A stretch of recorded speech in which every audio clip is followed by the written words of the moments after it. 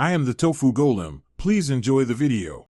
Start by isolating the edge with an edge detect or gradient node setup. Generate a clean mat by thresholding the high-frequency channel at 0, 1 to 0. 3. Feather the mat using a blur with size 3 to 5 pixels for smoother blending.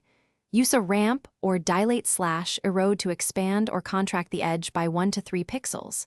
Apply a promult and unpromult sequence when adjusting color or adding defringe. Check result at 100% zoom and toggle the mat to inspect for haloing or gaps. Remove color fringing with a defringe node set to radius 1 to 3 pixels.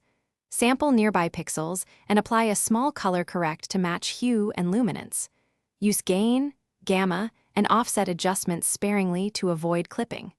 Work on an unpromultiplied image after unpromult to preserve edges when correcting color. Use a subtle blur or soften only on the mat to keep texture intact. Recheck at 100% and compare before and after to confirm the fringe removal.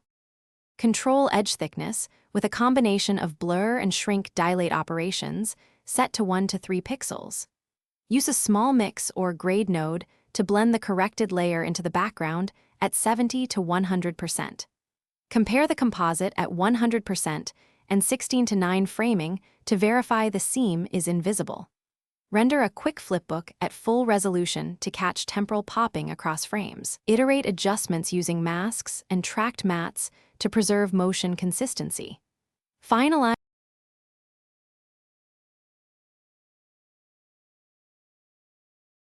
Thanks for watching. Consider subscribing if we helped you today.